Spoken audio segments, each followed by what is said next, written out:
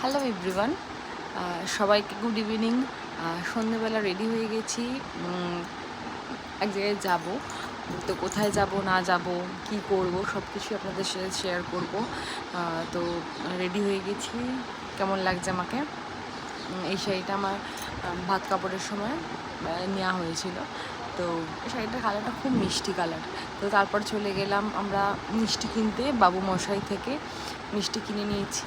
নিয়ে এবার রওনা দিয়ে দিয়েছি যাওয়ার উদ্দেশ্যে। তো চলুন, কোথায় যাচ্ছি দেখতে পাবেন। তো পৌঁছে গেছি এই যে মামা বাড়ি। সেখানে হচ্ছে কালী পুজোর এরকম বাড়ির সামনে এরকম কালী বেদি আছে, সেখানে কালী পুজো হয়। তো এই যে ঠাকুর আনতে যাওয়ার জন্য সব লাইটিং প্রসেশন যাচ্ছে।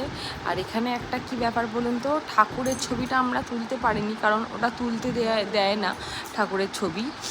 তো তুলতে গেলেও ওরা বারণ করে। এবার কেন আমি অত জানি না, বারণ করেছে, জাস্ট তোলা হয়নি।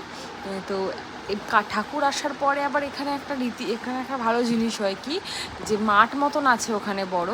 তো সেখানে কি হয়, এরকম বাজি ফাটানো হয়। তো দেখুন এত সুন্দর সুন্দর মানে বাজি ফাটিয়েছে। আর যারা ওখানে যাদের বাড়িতে গিয়েছিলাম তারা বলছে যে প্রতি বছর এর থেকে আরও ভালো ভালো বাজি এনে ফাটানো হয় আর কি। বলছে এইটাই সব থেকে লোয়েস্ট এবছরে এনেছি, কিন্তু প্রতি বছর নাকি আরও ভালো ভালো বাজি ফাটানো হয়। তো এরকম আমি দেখিনি, আমাদের ওখানে তো হয় না, এরকম দেখিনি। তো দেখে কিন্তু খুব ভালোই লাগছে, বেশ প্রচুর লোকের সমাগম, মানে এত লোক কি বলবো।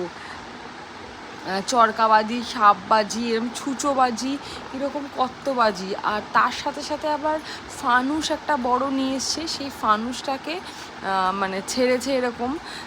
তো সেও মানে খুব সুন্দর লাগছে দেখতে।